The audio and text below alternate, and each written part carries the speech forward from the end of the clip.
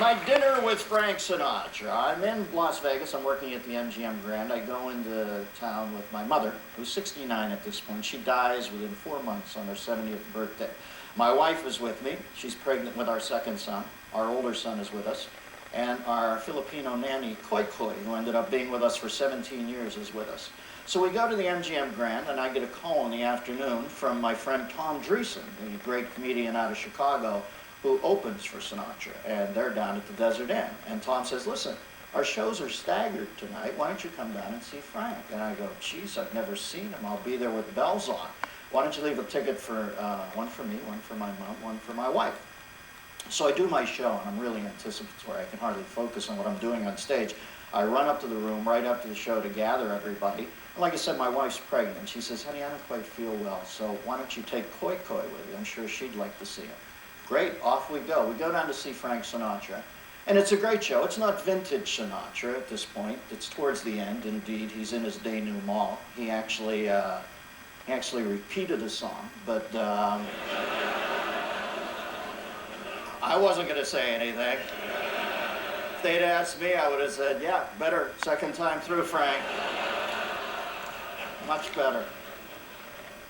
I remember at this point, in time, I was at a party with Don Rickles, and Rickles is good friends with Sinatra, and he had been down to the desert to meet, to spend some time at the compound. I always loved that concept. And I said, how is Frank, Don? And he said, oh, he's good, but he has Sicilian Alzheimer's disease. And I said, really, Don, what's that? He said, he only remembers the grudges.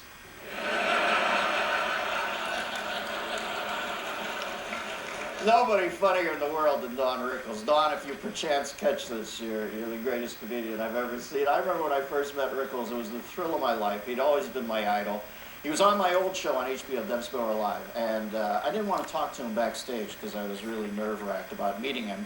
And I didn't want to blow it all back there. I thought, since it was live, I'd meet him out there and, pay homage to him.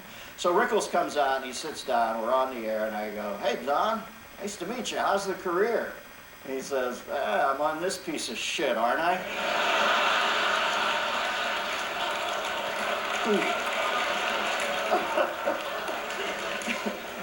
Perfect, just what I wanted. So anyway, after the show, we go backstage to thank Tom Dreesen. And unbelievably, Dreesen says to me, hey, listen, Frank dug you on Saturday Night Live. Why don't you come to dinner with us? I can't believe he knows me. I'm a pig in slop. Let's go.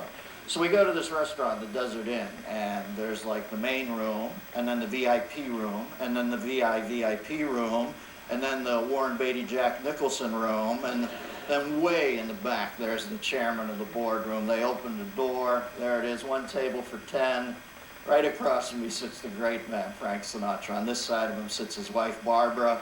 On this side, his attorney, and his attorney's wife. Over his shoulder, these two big Italian bodyguards. Dreesen sits here, and my mom sits here. I sit right across from him, and Koi Koi, the nanny, sits between Barbara Sinatra and I. So we're having a blast. Around 20 minutes in, it's like surrealistic for a kid like me, and I'm thinking, geez, I can't believe it. He's being so nice to us and so gracious that I begin to realize that he thinks that Koi Koi is my wife, because they're being so nice. And I think, well, there's no reason to tell them. You don't want to make this awkward or make Koi Koi feel stilted, so I just roll with it. It seems like nothing. But then around 35 minutes in, Koi Koi nudges me under the table. I look down, and under the tablecloth, she's holding an autograph book with a poodle on the front cover. And she's like motioning towards Sinatra. I'm completely vomitous. I can't say anything, so I go heavy body language. I'm like,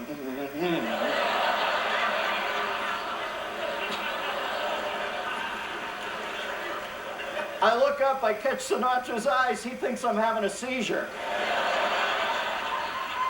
So I have to straighten up, but now I'm completely panicked. It's hanging over my head like the autograph book of Damocles. I can think of nothing else. So around 10 minutes later, I decide it's time to get up and blow dodge and kiss the ring. You know, we go around the table to kiss the ring because it's Sinatra, and that's what you do. Here's how cool this guy is. My mom goes in first. Now, like I said, my mom's 69 at this point. She's dead within 120 days. I always thank you, God, that you allowed this to happen for her. She steps up and she says, Mr. Sinatra, when I was a young girl in Pittsburgh in 1952, I saw you at the Stanley Theater, and to finally have dinner with you later in life like this, it's just the thrill of my life, sir. Sinatra looks up at her, he says, 1952, Stanley Theater, Pittsburgh. Yeah, I remember that show, baby. You were on the left side of the stage that night. You look good.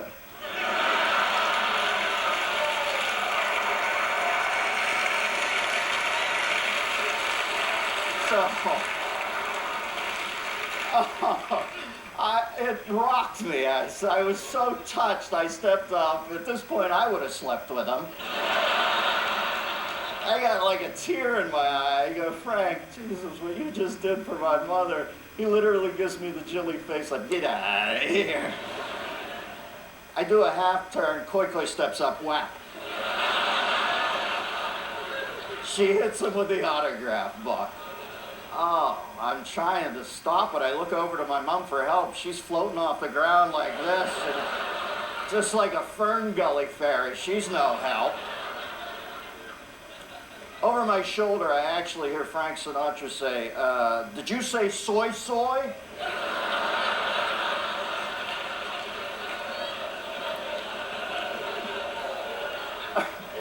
And the bodyguard says, koi koi, Frank, koi koi. I then hear Sinatra say, K-C, what?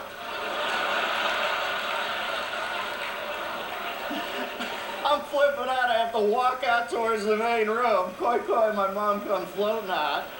I can't get mad at Koi Koi. For God's sake, she's from the Philippines. She just had dinner with Frank Sinatra. She's in low-level shock. I say, Koi, at least let me see it. I open up to the page that he signed, and it says Tosopo, S-O-P-O. It's like he went so far and said, fuck this, you're so bummed.